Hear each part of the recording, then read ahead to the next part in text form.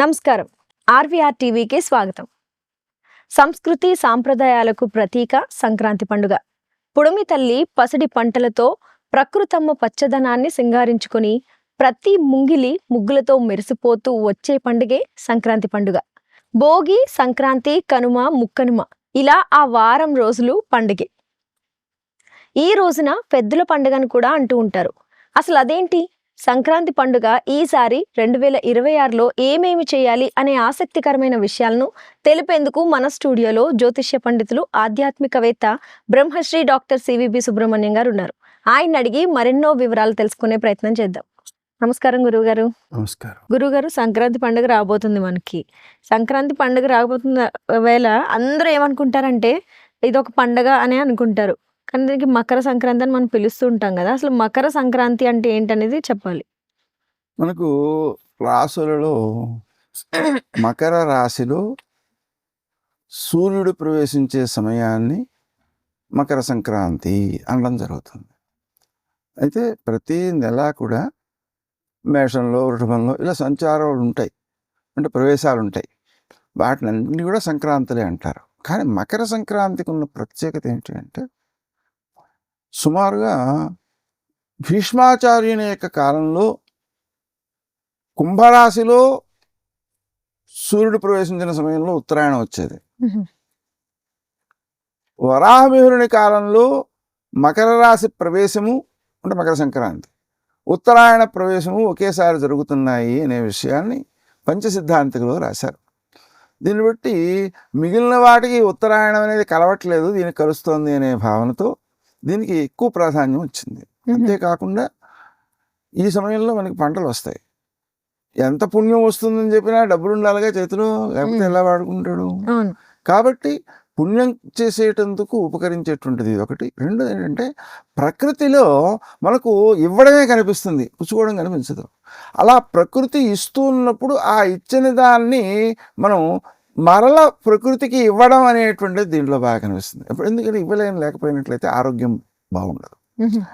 అందుకని మనకు అనుభవించే యోగ్యత రావాలంటే ఏ ఏ విషయాలు అతి ముఖ్యమో ఆ ముఖ్యమైన విషయాలన్నీ భోగి, సంక్రాంతి, కనుమ అనేటువంటి వాళ్ళలో నిక్షిప్తమై ఉన్నాయి. ఆ నిక్షిప్తమైన దాన్ని అర్థం చేసుకుంటే మన ఆచరణ అనేటువంటిది చుట్టూ ఉండేటువంటి సమాజానికి ఆనందం కలిగించడం అనే దాంట్లో ప్రవర్తిస్తుంటుంది. అందుకని మనకి ఈ సంక్రాంతికి నెల రోజుల ముందు నుంచే చాలామంది, అంటే గంగిరెద్దుల వాళ్ళని, లేకపోతే భవిష్యత్తు చెప్పేవాళ్ళని, హరికథలు చెప్పేవాళ్ళని, వీళ్ళంతా కూడా వస్తూ ఉంటారు. వచ్చి మనం ఇచ్చేటువంటి దాన్ని తీసుకుంటూ ఉంటారు. మనకి తీసుకోవడం అనేటువంటిది చాలా చాలా కష్టం. ఎందుకంటే అవసరమైన వాడు తీసుకోవాలి. అవసరం లేని వాడు మోసగించడానికి తీసుకునే వాడు చాలామంది దొరుకుతారు. కానీ అవసరమైన వాడు తీసుకోవడం అనేటువంటిది ఉండాలి. అంటే ఇలాంటివి ఉపకరిస్తాయి. ఎందుకంటే ఆ హరికథ చెప్పేటువంటి వాడు మనం మోసగించేది ఏం లేదు, మనం ఎంత ఇస్తే అంతే తీసుకుంటున్నాడు. అలాగా ఇంతకు ముందు వైద్యులు కూడా అలాగే ఉండేవారు. ఎలా ఉండేవారంటే, సంక్రాంతి సమయంలో 2 బస్తాలు బియ్యం ఇచ్చేయడం వాళ్ళకి, సంవత్సరం అంతా వాళ్ళు మనకి ఎప్పుడు అవసరమైనా వాళ్ళు మనల్ని గమనించడం, అలా ఉండేవన్నమాట. అలా ఉన్నప్పుడు మనం వైద్యుడిని నమ్ముతాం, నమ్మకం ఏర్పడుతుంది, మా వైద్యుడు అనే ఆత్మీయత ఏర్పడుతుంది. అది లేనప్పుడు ఏమవుతుంది, డాక్టర్ దగ్గరికి వెడుతూనే అనుమానంతో ప్రారంభిస్తాడు వీడు. వాడు ఎక్కువ అవసరం లేకుండా పరీక్షలు రాసేస్తాడేమో అని. అంటే ఇప్పుడు ఏమైపోయింది, అనుమానంతో వెళ్ళినటువంటిది వైద్యం ఎందుకు ఫలితం ఇస్తుంది? విశ్వాస బలం ఉండాలి కదా. అక్కడ మనకు మిచిగన్ యూనివర్సిటీలో విశ్వాసం అనే దాని వలననే ఫలితం వస్తోంది అనే విషయాన్ని పరిశోధనాత్మకంగా రుజువు చేశారు. 30 మందికి అసలైన మందులు ఇచ్చారు, వాళ్ళకి విశ్వాసం లేదు, వాళ్ళకి తగ్గడం 30% తగ్గింది. అదే విశ్వాసం ఉన్నటువంటి వాళ్ళకి ప్యాసిబోల్ ఇచ్చారు, వాళ్ళకి 70% తగ్గింది. అంటే ఆ విశ్వాసానికి ఉన్న బలం అన్నమాట అది. అలా వైద్యునిపై విశ్వాసానికి కూడా ఈ మకర సంక్రాంతికి ఒక అనుబంధం ఉంది. ఆ విధంగా మనకు ఎవరెవరైతే సంవత్సర కాలంలో ఉపకరిస్తూ ఉంటారో వాళ్ళందరికీ కూడా మనం ప్రత్యుపకారం చేసేటువంటి స్థితికి ఇది సంకేతంగా ఉంటుంది. ఉదాహరణకి వ్యక్తికి ఆరోగ్యం కావాలనుకోండి, మొట్టమొదటి ఏం కావాలి అంటే తలంటు పోసుకోవడం. ఎందుకని? ఆ తలంటు పోసుకోవడం అనేటువంటి దాని వలన శరీరంలో ఉండేటువంటి రంధ్రాలన్నీ కూడా విచ్చుకుంటాయి. ఇచ్చుకుని శరీరంలో మాలిన్యాలన్నింటినీ బయటికి పంపించడానికి సిద్ధంగా ఉంటాయి. అది భోగి నాడు చేసేటువంటి పని. ఆ తర్వాత మనం చేసేటువంటి భోగి మంటలు వేస్తాం. ఇది దేనికి సంకేతం అంటే హోమాలకు సంకేతం. హోమం చేసినప్పుడు ఏదైతే పొగ వస్తుందో ఆ పొగను చెట్లు పీల్చుకుంటాయి ఆహారంగా, పీల్చుకుని మనకి ప్రాణవాయువుని అందిస్తాయి. అంతేకాకుండా కొన్ని మేఘాలు ఏర్పడతాయి ఈ పొగ వల్ల. ఆ మేఘం ఏర్పడినందువలన సకాలంలో వర్షాలు కురుస్తాయి. అంటే మనం ప్రకృతికి కృతజ్ఞతాభావంతో మంటలు వేస్తున్నాం అన్నమాట. పొగ అందిస్తున్నాం, చెట్లకే అందిస్తున్నాం, మేఘాలకే అందిస్తున్నాం. ఆ తర్వాత దృష్టి దోషాల వల్ల కష్టాలు కలుగుతుంటాయి లోకంలో. ఆ కష్టాలు కలగకుండా ఉండడం కోసం చిన్నపిల్లలకి భోగిపళ్ళు పోస్తారు. ఆ భోగిపళ్ళు పోస్తే అది దృష్టి దోషాన్ని నివారిస్తాయి. భోగిపళ్ళు దిష్టి తీసి వదిలేస్తుంటారు. అంతేకాకుండా వచ్చినటువంటి పేరెంట్ వాళ్ళందరికీ కూడా శనగలు అనేటువంటివి పంచిపెడతారు. శనగలు అనేటువంటి గురువుకు సంబంధించినటువంటి ద్రవ్యం. ఆ శనగలు పంచడం వలన ఏమవుతుందంటే పిల్లల యొక్క అభివృద్ధి కారణమవుతుంది. అంతేకాకుండా శనగా సర్వపాపఘ్న, శనగలకి ఉన్న విశేషం ఏంటంటే పురా గోవర్ధనోద్ధార సమయే కృష్ణభక్షిత. పూర్వకాలం గోవర్ధనాన్ని ఉద్ధరించినప్పుడు ఆ శనగలు తిన్నట్ట ఎవరు? కృష్ణుడు. అంటే శక్తినిస్తాయి అవి శరీరానికి. అందుకని అవి సర్వపాపఘ్న, అన్ని పాపాలని పోగొడతాయి అని చెప్పారు. అంతేకాకుండా శనగలు గురువునికి సంబంధించినటువంటి ద్రవ్యం కావడం వలన, గురుడు పుత్రకారకుడు కావడం వలన పిల్లల యొక్క అభివృద్ధికి కూడా అవి బాగా ఉపకరిస్తాయి. అలాగే షుగర్ వ్యాధి యొక్క నివారణకు కూడా బాగా ఉపకరిస్తాయి. ఈ విధంగా మనకు ఆ భోగి పళ్ళు పోయడం అనేటువంటిది ఆ కార్యక్రమం. అంతేకాకుండా ఈ భోగి అనేటువంటి దానిలో మరో విశిష్టార్థం ఏమిటి అంటే, ఈ నెల రోజుల పాటు ధనుర్మాసం అంతా కూడా గోదాదేవి వ్రతాన్ని ఆచరణ చేయడం ద్వారా సాక్షాత్తు రంగనాథస్వామిని ఆమెను వివాహం చేసుకున్నాడు భోగినాడు. అంటే భోగాలకు కారణమైనాడు, ఆమెకు భోగాలను ప్రసాదించాడు. ఆ కారణంగా కూడా దీన్ని భోగి అని అంటారు. ఈ విధంగా భోగి అయిపోయిన తర్వాత వచ్చేటువంటి సంక్రాంతి నాడు పితృదేవతలను ఆరాధిస్తారు. పితృదేవతలను ఆరాధించడంతో పాటుగా పెరుగు దానం చేస్తారు. ఇది చాలా ముఖ్యమైనటువంటి విషయం. ఎలాగా అంటే మనకు భారతదేశంలో మాత్రమే ఉన్న అత్యంత ముఖ్యమైనటువంటి అంశం ఏమిటంటే పుత్రుల కోసం నోములు, పుత్రుల కోసం యాగాలు, పుత్రుల కోసం తపస్సులు. ఇవి ఇక్కడే ఉన్నాయి, ఇంకెక్కడా లేవు, ఏ సంస్కృతిలోనూ లేవు. అంటే ఉత్తమ సంతానం కలిగి ఉత్తమ పౌరులుగా రూపుదిద్దుకోవడం కోసం, సమాజం అంతా ఉత్తములు కావడం కోసం పనికొచ్చే ఇంటింటా ఉండే ఆచారం అన్నమాట. ఇప్పుడు మనకి పృశ్ని సుతపుడు అనేటువంటి వారిద్దరూ తపస్సు చేశారు. పృశ్ని తపస్సు చేసిన తర్వాత వాళ్ళిద్దరు తపస్సు చేసిన తర్వాత విష్ణుమూర్తి ప్రత్యక్షమయ్యాడు. ప్రత్యక్షమైతే నీలాంటి కొడుకు కావాలి అని అడిగారు వీళ్ళు. 3 సార్లు అడిగారు.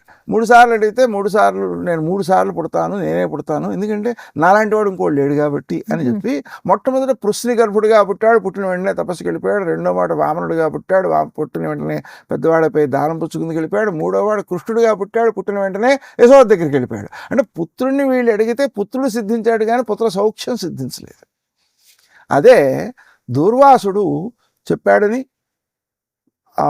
యశోద పెరుగు దానం చేసింది. దానివల్ల ఆమెకు పుత్ర సౌఖ్యం దక్కింది. కృపి దానం చేసింది. దానివల్ల అశ్వత్థామ పుట్టాడు. కృపికి కూడా పుత్ర సౌఖ్యం దక్కింది. అదే ఆయన పేరు ఒకటి, ఈయన యొక్క తండ్రి ద్రౌపదుడు కాదు, అశ్వత్థామ యొక్క తండ్రి ద్రోణాచార్యుడికి పుత్ర సౌఖ్యం దక్కలేదు. ఎందుకని? ద్రోణాచార్యుడు ఎలా చనిపోయాడు అంటే పుత్రుడు మరణించాడనే దొంగ వార్త విని, అసత్యాన్ని విని సత్యం అనుకుని భ్రమించి ప్రాణం విడిచిపెట్టాల్సి వచ్చింది. ఆ కారణంగా ఈమె దానం చేసింది కాబట్టి ఆమెకు ఒక్కరికే పుత్ర సౌఖ్యం దక్కింది. అందుకని దంపతులు ఇద్దరూ కూడా పెరుగు దానం చేసినట్లయితే ఉత్తమ సంతానం కలుగుతుంది, ఇద్దరికీ కూడా పుత్ర సౌఖ్యం దక్కుతుంది అని అర్థం అన్నమాట. అలాగనే గుమ్మడికాయ దాంట్లో కొంత బంగారం పెట్టి కొత్తగా వచ్చినటువంటి ధాన్యాలు, కొత్త బెల్లం, కొత్త చింతపండు వీటన్నిటిని కూడా దానం చేస్తారు. ఈ గుమ్మడికాయ దానం ఎటువంటిదంటే సాక్షాత్తు భూమండలాన్ని దానం చేసినంత ఫలితం ఇస్తుంది అనమాట. గుమ్మడికాయ భూమండలంలాగానే ఉంటుంది. అందుకని భూమండలాన్ని దానం చేసినంత ఫలితం వస్తుంది. అంతేకాకుండా పితృదేవతలకు పూర్తి అభివృద్ధిని కలిగజేస్తుంది. అంటే వాళ్ళు ఏదైనా తక్కువ స్థాయిలో ఉన్నట్లయితే, ఏ నరకాదుల్లోనూ ఉన్నట్లయితే వాడిని ఉద్ధరిస్తుంది. అంతేకాకుండా మనం పితృదేవతల్ని ఆరాధించడం అనేటువంటి సత్సంకల్పం మనకి భారతదేశంలోనే కనిపిస్తుంది. దానివల్లనే ఉత్తమ సంతానం కలుగుతుంది. అంటే మన సంతానం అభివృద్ధిలోకి రావడానికి కూడా పితృదేవతారాధన బాగా ఉపకరిస్తుంది. అది కూడా కృతజ్ఞతారూపమైనదే. ఎందుకని మనకి శరీరాన్ని ఇచ్చిన వాళ్ళు పితృదేవతలే కదా. అందుకని వాళ్ళ యందు కృతజ్ఞతాభావం చూపించడం అనేది దీంట్లో ఉంటుంది. అది కాక మనకి పిల్లనిచ్చామనే భావనతో అల్లుడిని కూతుర్ని ఇంటికి తీసుకొస్తుంటారు. అంటే మిగిలిన పండగలు ఎన్ని ఉన్నా ఈ పండగకి మాత్రం తప్పనిసరిగా తీసుకొస్తుంటారు. ఎందుకంటే మనకి పంట దగ్గరికి వచ్చింది, పంటలో మనం భాగాన్ని వాళ్ళకి ఇస్తే వాళ్ళు సంతోషిస్తారు, ఆనందపడతారు అనే భావన. అందుకని మిగిలిన పండగలన్నిటిలోకి ఇది పెద్ద పండగ అయింది. అలాగనే పెద్దలని పూజించేటువంటి పితృదేవతల్ని పూజించేటువంటి పండుగ కాబట్టి పెద్దల పండగ అయింది లాగా అనమాట. ఆ తర్వాత రోజు కనుము. ఇది ఎంత గొప్పదంటే మనకు పక్షులకు గింజలు వేస్తారు, అలాగనే ఎడ్లకు ఆహారాన్ని అందిస్తారు. తమిళనాడులో అయితే కొత్త ధాన్యంతో వండినటువంటి పొంగలి వాటికి పెడతారు. ఇవన్నీ ఏమిటి అంటే వాటితో ఆటలు ఆడిస్తారు, పోటీలు పెడతారు, ఇవన్నీ జరుగుతాయి. ఏమిటిది అంటే మనకి పంటలు రావడానికి పశువులు కారణం, అంటే దున్నుతాయి అవి. అంతేకాకుండా వాటి నుంచి వచ్చేటువంటి పేడ మొదలైనటువంటి పదార్థాలు కనుక మనం పంట పొలాల్లో వేసినట్లయితే అవి బాగా ఆరోగ్యకరమైనటువంటిదిగా వస్తుంది పంట. ఈ చెడ్డ పదార్థాలు, రసాయనాలు అవి వాడినందువలన అనారోగ్యాన్ని కలిగజేస్తాయి. అందుకని అటువంటి ఉత్తమమైనటువంటి పంట మనకి దక్కుతుంది. అందుకని పశువులను పూజించడం. మరి పక్షులు ఎలా ఉపకరిస్తాయి అంటే మనం మామూలుగా చూస్తే పక్షుల్ని ఎలా చూస్తామంటే గింజలు తినేస్తాయేమో అనుకుంటాం. కాదు, అవి వచ్చి పంటను పాడు చేసే పురుగులన్నిటినీ తినేస్తాయి, తద్వారా పంటను కాపాడతాయి. అందుకని ఆ పంట కాపాడడానికి ఇవి రెండు అవసరం కాబట్టి వాటిని రెండింటిని పూజించడం, వాటిని గౌరవించడం, వాటికి కృతజ్ఞత చూపించడం. అంటే ఏం లేదు, మనకి సంపద దేని నుంచి వస్తుందో వాళ్ళకి తిరిగి కృతజ్ఞత చూపించడం అనే దానికి ఈ 3 రోజుల పండగ పనికొస్తుంది. మొదటి రోజేమో వృక్షాలకు మేఘాలకు పొగనిచ్చాం. రెండో రోజేమో మన శరీరాన్ని ఇచ్చినటువంటి పితృదేవతలకు దానాలు ఇచ్చాము. మూడవ రోజేమో పంటకు కారణమైనటువంటి పశువులకు పక్షులకు ఆహారం ఇచ్చాం. అంతేకాకుండా కొత్తగా వచ్చినటువంటి ఈ ధాన్యాన్ని కంకులుగా ఒక దండగా కట్టేసి, గుత్తిగా కట్టేసి ఆలయాల్లో పైన కట్టడం, ఇంటి ముందు కట్టడం లాంటివి కూడా చేస్తారు. దాన్ని ఒక్కొక్క పక్షి వచ్చి ఒక్కొక్క గింజ తింటూ ఉంటాయి. ఇలా మనం ప్రకృతిని ఆరాధన చేయడానికి ఉపకరించేటువంటి పండగగా ఇది చాలా గొప్ప పండగ. దానివల్ల అనుభవయోగ్యమైన సంపద వృద్ధి చెందుతుంది. ఈ కనుమనాడు మనం కాకులకు కూడా ఆహారాన్ని అందిస్తూ ఉంటాం. కాకుల్ని మనం పితృదేవతల స్వరూపంగా భావన చేస్తాం కాబట్టి వాటికి ఆహారాన్ని అందించడం పితృదేవతారాధనలో భాగమవుతుంది. అంతేకాకుండా ఆ రోజున మనం పిల్లల చేత అనిపిస్తారు ఏమంటే, కాకి కాకి నా రంగు తీసుకో, నా రంగు నాకు ఇచ్చే, నీ రంగు నువ్వు తీసుకో. అంటే ఏంటంటే ఈ చలికాలంలో శరీరము నలుపు రంగును పొందుతుంది చలికి. ఆ రంగు తొలగిపోయి మామూలు మంచి రంగు శరీరానికి వచ్చేటువంటి సమయం అది. అది దేనివల్ల వస్తుంది అంటే నువ్వుల నూనె వెళ్ళంతా పట్టించుకోవడం, నలుపు నలచడం అంటారు. అది పెట్టుకోవడం, వాటి వలన శరీరంలో చర్మభాగం పై భాగంలో ఉండేటువంటి మృత కణాలు ఏవైతే ఉన్నాయో ఆ మృత కణాలన్నీ నలుగు పెట్టడం ద్వారా తొలగిపోతాయి. తద్వారా వ్యక్తి యొక్క ఆరోగ్యం బాగుంటుంది. అలా మొత్తం మీద చూసినట్లయితే వ్యక్తి యొక్క ఆరోగ్యము ముఖ్యమే, దానం చేయడము ముఖ్యమే, పితృదేవతారాధన ముఖ్యమే, ప్రకృతిని పూజించడము ముఖ్యమే. ఇవన్నీ కూడా అనుభవయోగ్యతను పెంచే అంశాలు, ఇవన్నీ కలిపితే. అందుకని మంచి పండగ ఇది. గురువుగారు, సంక్రాంతికి సంబంధించిన ఎన్నో విషయాలని మాతో పంచుకున్నందుకు ధన్యవాదాలు. మరి ఇలాంటి మరెన్నో విషయాలు మీరు కూడా తెలుసుకోవాలనుకుంటే వెంటనే మన RVR టీవీని సబ్స్క్రైబ్ చేసుకోండి.